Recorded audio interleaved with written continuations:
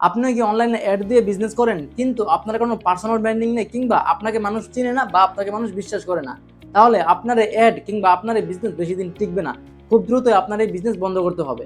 কারণ বর্তমান সময়ে কাস্টমার দুই ধরনের মানুষের কাছ থেকে প্রোডাক্ট কিনে থাকে। নাম্বার ওয়ান হলো যার পার্সোনাল ব্র্যান্ডিং রয়েছে এবং যাকে মানুষ অনেক বেশি বিশ্বাস করে। যেমন বর্তমানে বাংলাদেশে অনেক উদ্যোক্তা আছে যারা তাদের রেগুলার যে কাজ অ্যাক্টিভিটিস এবং তারা যে বিজনেস করে, বিজনেস জার্নি সবকিছু তারা অনলাইনে ভিডিওর মাধ্যমে শেয়ার করে। এবং আপনি একটা বিষয় ফলো করে দেখবেন, তাদের কোনো অ্যাড কস্টিং ছাড়াই ফ্রিতে তাদের মাসে লক্ষ লক্ষ টাকা সেলস হচ্ছে। কেন হচ্ছে? কারণ তাদেরকে মানুষ ট্রাস্ট করে এবং তাদেরকে বিশ্বাস করে এবং চোখ বন্ধ করে তাদের কাছে প্রোডাক্ট নিয়ে যায়, যে কারণে তাদের কোনো অ্যাড কস্টিং হচ্ছে না এবং তাদের মার্কেটিং হচ্ছে, ফ্রি মার্কেটিং হচ্ছে, প্লাস জিরো অ্যাড কস্টিং এর মাধ্যমে তারা মাসে লক্ষ লক্ষ টাকা সেলস করছে। এরকম অনেক উদাহরণ আছে যারা তাদের রেগুলার অ্যাক্টিভিটিস, রেগুলার বিজনেসের যে কার্যক্রম সবগুলো বিষয় ভিডিওর মাধ্যমে অনলাইনে শেয়ার করে এবং সেগুলো মানুষ পছন্দ করে এবং সেখান থেকেও মানুষ তার কাছ থেকে প্রোডাক্ট অর্ডার করে। সো আপনাকে অবশ্যই আপনার বিজনেসের জন্য আপনার নিজের পার্সোনাল ব্র্যান্ডিং বিল্ড করতে হবে।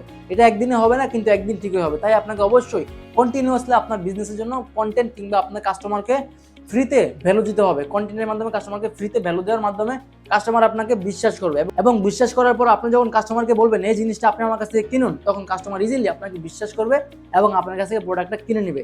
তাই বর্তমানে বিজনেস আপনি যত আগাবেন তত বেশি কঠিন হয়ে যাবে এবং মার্কেটিং কস্ট তত বেশি বেড়ে যাবে।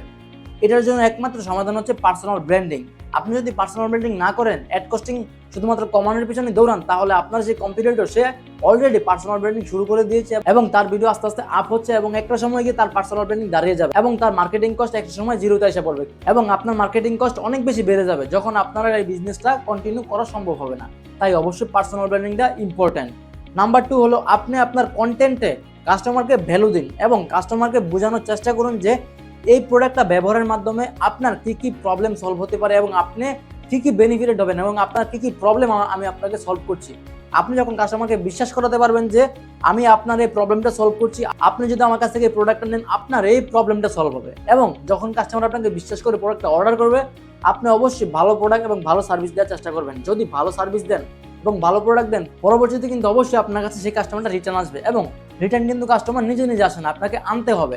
সেক্ষেত্রেও আপনাকে ফানেল ওয়াইজ কাস্টমারের কাছে পৌঁছাতে হবে। কাস্টমারের সকল ডাটা আপনাকে এক্সেল কিংবা শিটের মধ্যে এন্ট্রি করে রাখতে হবে। প্রতি 7 দিন বা 10 দিন বা 1 মাস পর আপনি কাস্টমারের খোঁজখবর নেবেন এবং কাস্টমারকে কল করার মাধ্যমে তার বর্তমান পরিস্থিতি জানার চেষ্টা করবেন এবং তার যদি প্রোডাক্টের প্রবলেম হয় সেক্ষেত্রে এবং আপনি 7 দিন পরে হলেও সেই প্রোডাক্টটা অবশ্যই রিটার্ন নেবেন। তাহলে কাস্টমারের মনে আপনার প্রতি একটা আস্থা তৈরি হবে, যার কারণে আপনি পরবর্তীতে সেই কাস্টমারের কাছে সেল করার জন্য মার্কেটিং কস্ট হবে না, আপনি জিরো মার্কেটিং কস্টে সেই কাস্টমারের কাছে সেলস করতে পারবেন। সো আপনি যদি দুইটি বিষয় ফলো করেন তাহলে আপনার অনলাইন বিজনেস কখনোই ধ্বংস হবে না কিংবা আপনার মার্কেটিং কস্ট কখনোই বাড়বে না।